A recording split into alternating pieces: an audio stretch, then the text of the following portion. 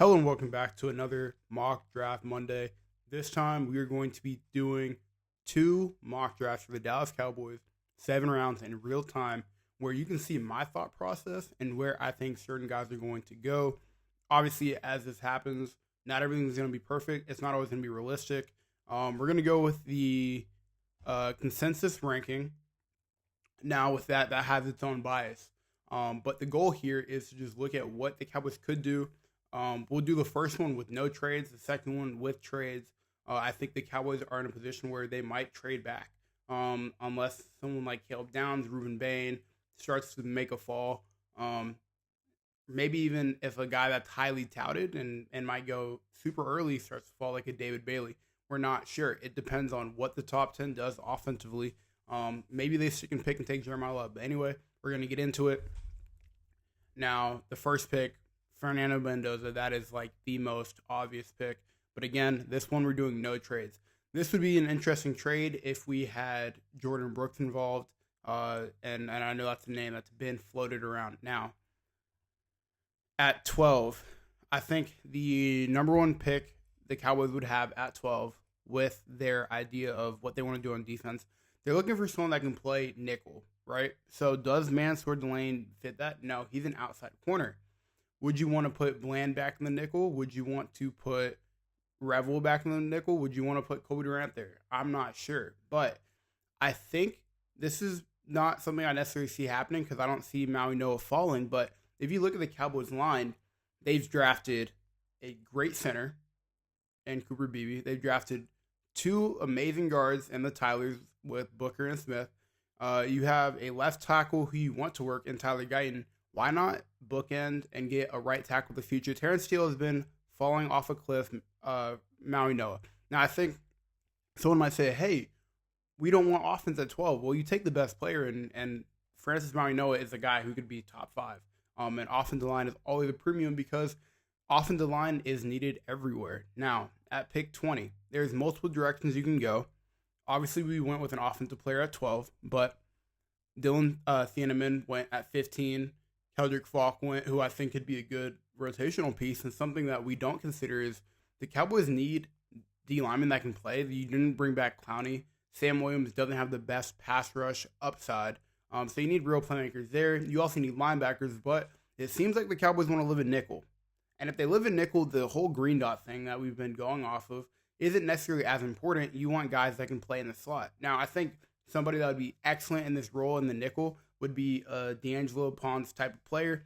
But I think the Cowboys have the unique opportunity to potentially take a risk. Now, I think they might be out on Jermod McCoy, but the next best prospect would be Akeem Mesidor, who also has injury concerns. So what do? You draft the best player who can do the best things, Jermod McCoy. Now, he is an outside corner. You'd have to experiment, but you want good players. That's the number one thing with defense. Now, this is a sore spot, this part of the draft, because you kind of lose out on a lot of the players who could potentially be difference makers on day one whenever it comes to the defensive line or linebackers. But as we get here at pick 92, I think the number one thing is, do you see a linebacker that you trust and you want bad enough, or do you go with an edge? Now, I like deny Dennis Sutton just from his explosiveness and potentially what he can do in a role where he can shine. He was kind of inconsistent, though, so I'm not really big on that. Here's a guy, Kyle Lewis, who I think if you want a guy who can play in coverage, who could potentially be a nickel-type player and might fall in the draft, Kyle Lewis is an absolute slam dunk of a pick. He can force turnovers. I think he's the best coverage linebacker in the draft currently, just because he is coming from being a DB, and you see the skills translate. Now, is it a Cowboys draft if they wait this long to pick up offense? Probably not, right? But you kind of need to understand how they view their defense currently. You have Shamar James, who, does he get better? Maybe. You have DeMarvion Overshown, who's dealt with injuries all year in the past couple of seasons. So you need to bolster that linebacker room, but you don't want to just take players to take players. So this might be kind of a reach, but a guy who I watched, who's an absolute stud, and it says it's a reach here, but you take good players when you see good players. Landon Robinson is a guy who profiles as somebody that can stop the run, went to Navy, can pass rush well, and you need guys that can rotate in. If you're running 5-man fronts, you need people that can play on the interior, and why not get a guy who can play the 4-eye, can move inside, and can really move off the ball. I think you're in a position where Quinton Williams is your best player on defense by far. Kenny Clark is good, but who's there after them? They've got a couple guys to hold the line with Bullard and Onito, but you need more. So I think you're in a position where it makes sense to go get a guy like Landon Robinson. Now, here, I think Kevin Coleman would be phenomenal. He's dropped a little bit, but you kind of want to think, if you're the Cowboys, what do you want to do? What's your identity? Who do you want to be? And I think what you want to be is you want to be aggressive. You want to be physical. I think you want, even though we've already gone and gotten a couple DBs, I think the Cowboys' way moving forward on defense is going to be building up that secondary room, building up that defense. Do I think the Cowboys can actually go this long without taking a skill position? I'm not sure. If you look at the edge market, I'm a big fan of Max Lewin. He is phenomenal. He can play, obviously, there. I think Caden Curry is an absolute stud. So, but I think we can wait on Caden Curry. A guy who I don't think we can wait on is I like Michael Taft a lot. But I'm not sure if secondary and safety is really that big of a need. But I think I want guys that are smart, who can play, who can cover, who can come up and hit. I'm taking Michael Taft there. And then we're going to hope that a D lineman falls at edge. So two of the guys we talked about, Max and One, are gone. So I think you got to look at who can be a difference maker on a proven team. Well, I know a guy, Caden Curry. Caden Curry makes tackles in the run game. He can pass rush. He is an all-around guy who can really play. And I think he can be a rotational guy, because that's all you're asking for out of this person. Now, you need speed. And here's a guy who is speed. Benson is fast. He ran well at the combine. And I think he gives you something different that maybe Turpin doesn't have, because he's a little bit bigger. And I think Turpin is a player who might be on the last sort of wheels on the team, just because his big get is his ability to play in the return game. He hasn't been as great the last couple seasons, so you might want to move on from that. Now, here at 218, this is kind of, I don't want to say a throwaway pick, but some players I've seen go here that make kind of sense. Diego Pavia, you want to build for the future. Some of these quarterbacks are really, really, really not NFL level quarterbacks, I think, but Diego Pavia is at least a winner. Sawyer Robertson. I'm a big fan of Kate Klubnik in this range, but because all those people are not there, you start to look around and say, who can be a difference maker, who can rotate? I think running back, potentially, you think of maybe, do the Cowboys have a number 2? I think Malik Davis was phenomenal in the role he had last year. You obviously drafted Jaden Blue, and a lot of fans are excited about that. You have Phil Maffa. You have Israel Abanikanda, who they signed off the practice squad. So there's a lot of guys who I think could be good and assist him behind Clayton Adams. So I think you go get another linebacker, another run stopper. Red Murdoch, he went to Buffalo, so kind of a smaller school, but I think he could be phenomenal in an NFL system. So this is mock draft 1 with no trades. I think when you're looking at it from a value perspective, you get a tackle who can start on day 1 at right tackle if Terrence Steele doesn't have a good camp. He gives assurance because Tyler Smith has missed some time. Tyler Booker has missed some time. Tyler Guyton has missed a lot of time. You need some assurance. Jermod McCoy can play on the outside. You can look at Bland, who's played outside and inside and didn't have the best year last year. Kobe Durant, who's an outside corner, all better outside. But you have to understand, Christian Parker wants to be versatile. He wants to be multiple. He wants to be different, which this gives him difference. Kyle Lewis, phenomenal coverage linebacker, could potentially play the nickel role if you don't have anyone better playing it. And he's big. He can come play up in the run. He's a difference maker. You got Landon Robinson. You need D-line depth, and you need somebody that can play on the interior. He offers that. He offers pass rush from the inside. He can give Quinton Williams a break without it being an absolute loss of pass rush from the interior. Michael Taft, rangy, can hit, smart guy, Texas kid, and the Cowboys value that. He kind of reminds me of Jeff Heath, and I know Cowboys fans are going to say, well, who wants Jeff Heath? Well, Jeff Heath was reliable. I think of the Raiders game, he had problems, but prior to the signing of Malik Hooker, in that first good year of Donovan Wilson, we haven't had great safety play. So maybe you go get a guy. I think Jalen Thompson is going to be phenomenal in whatever role, and he can play a lot of positions, but you want to have options. Next, Caden Curry. Like I said, the edge room was getting a little thin. The Cowboys currently only have Ezraku and maybe Rashawn Gary who can play on the outside. Sam Williams kind of profiles better as a 4-eye. He's not great on the outside with pass rush. You don't bring back Clowney.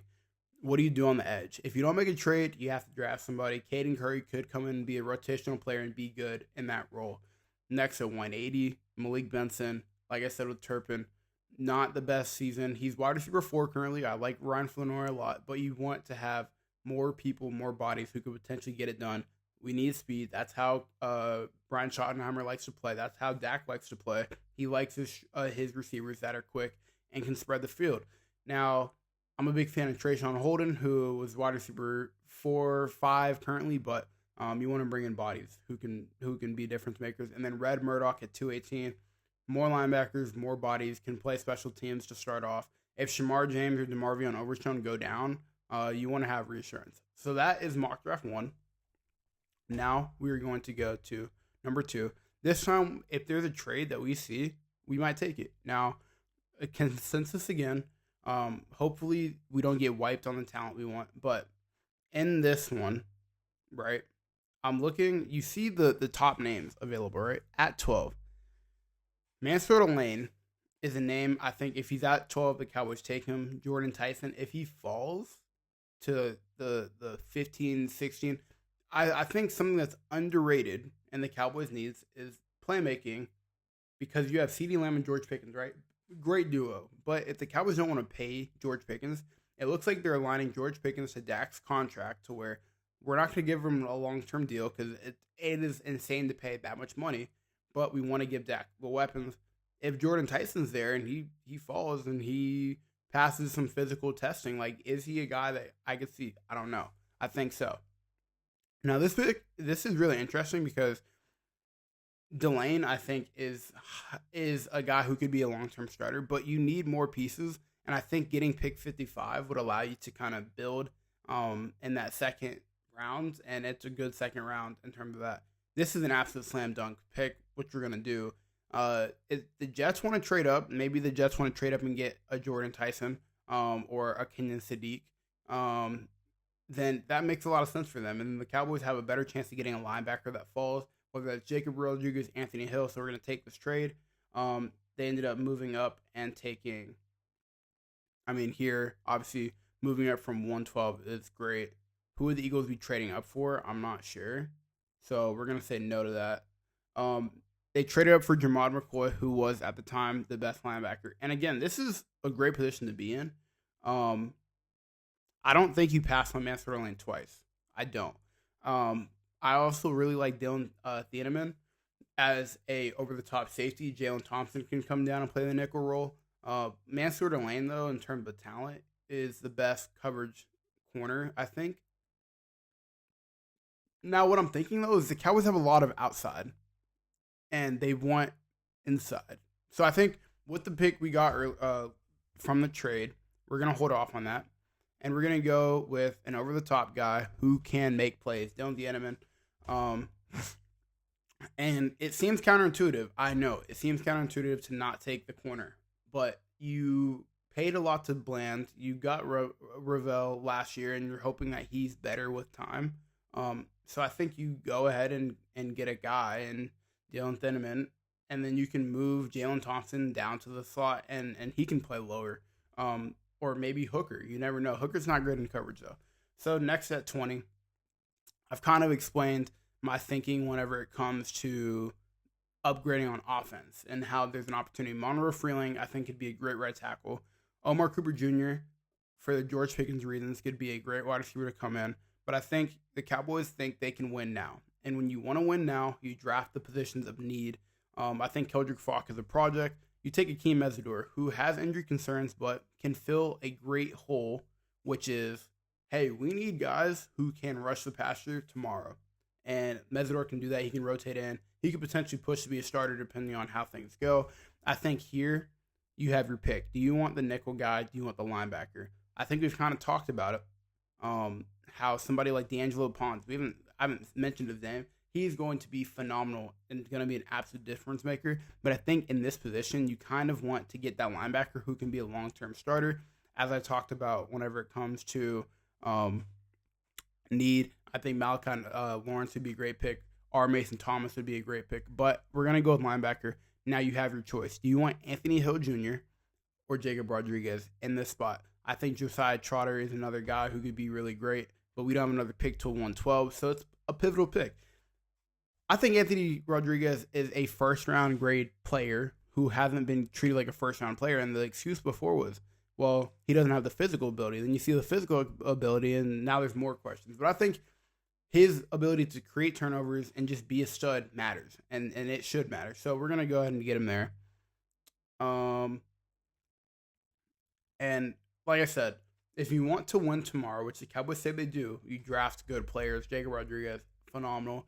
Anthony Hill is, in my opinion, very similar to DeMarvion Overshown.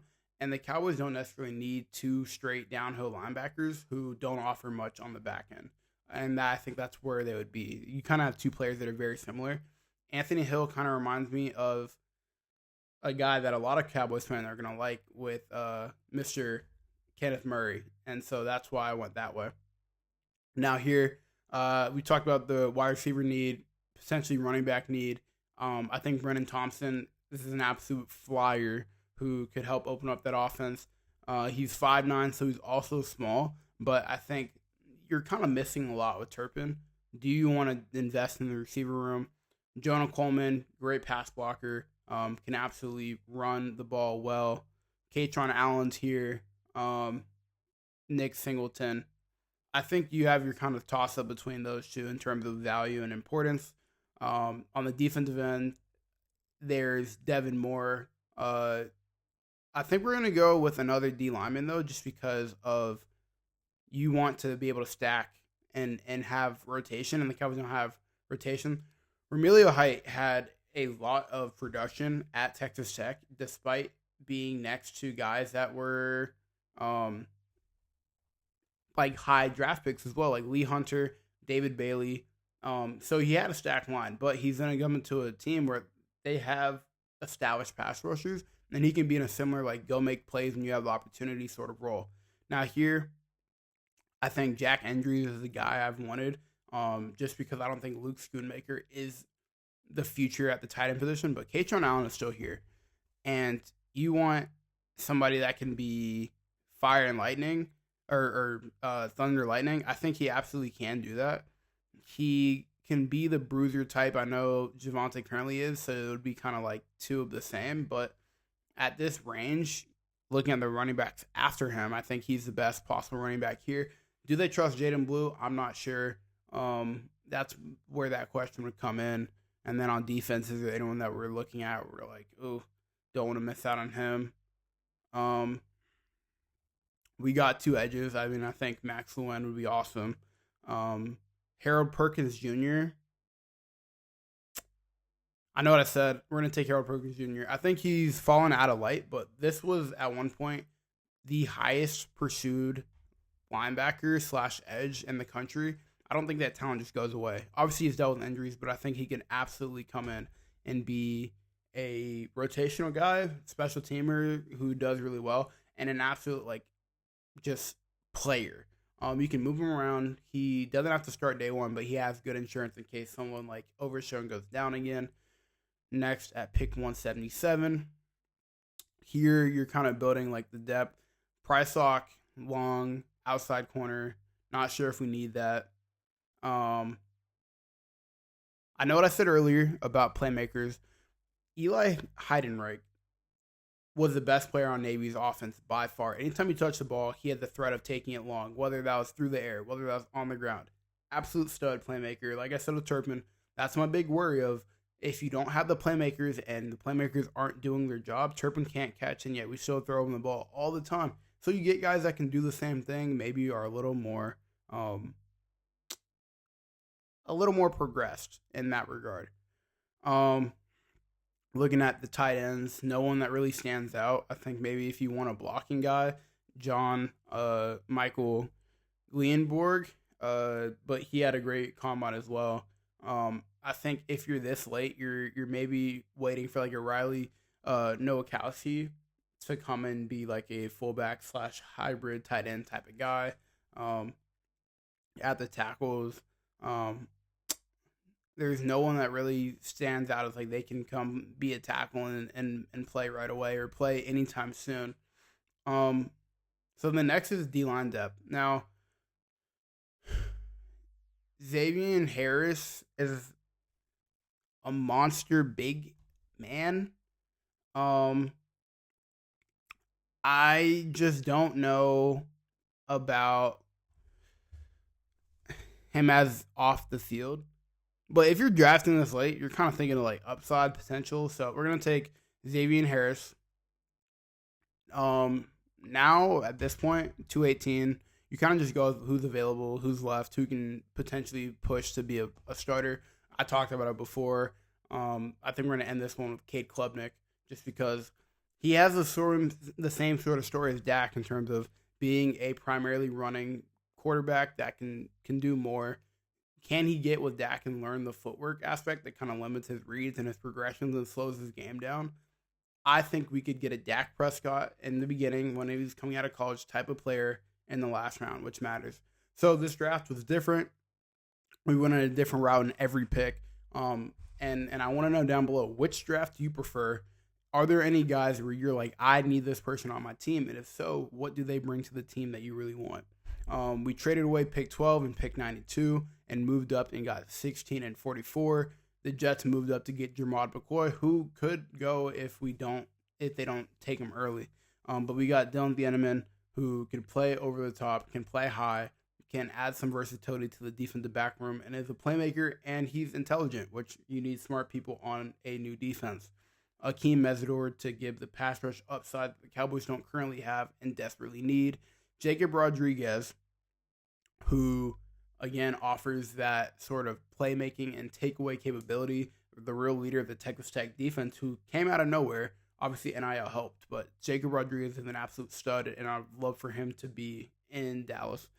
Next, we have Romelio Height, who again, edge, was productive, can be productive, has pass rush upside. You need that. You need pass rushers desperately. You need to build that D-line depth. Harold Perkins, I think he'll have a difficult decision and kind of reality of what does he do in the NFL. You don't want him going backwards. You want him going forward. How does he go forward? That's going to be based on, can we integrate blitzes for him? Can we get him on the line where he won't be touched by a double or have to play in the run necessarily? He would be a straight pass rush type of guy, and I think he'd be phenomenal in that, but currently he's a little small. Eli Heidenreich, absolute playmaker, real stud, can fill the role of Turpin without having to give Turpin a contract. Xavier Harris, character concerns that we know of, but in terms of pass rush, he could be a good pass rushing D lineman, and he's massive, a real people eater. And then finally at 218, Cade Klubnik, Dak Prescott adjacent in my opinion, and can really maybe develop the way that you wanted him to once he took over for Trevor Lawrence in Clemson. They just had off years and Dabo and NIL and all that sort of stuff. So anyway, these are the two drafts. I hope you enjoyed. Thank you for tuning in to another Mock Draft Monday where we just talk about what the potentials are. Obviously, I'm a Cowboys fan, but if there's any other teams down below where you want me to go through what I think your team should do, I'm down to do it. I know a lot about sports regardless of the team. I'm just a Cowboys fan. Anyway, with that being said, I hope you have a good rest of your day. Thank you for watching and have a good one. Like, comment, subscribe down below, and let me know what else you want to see.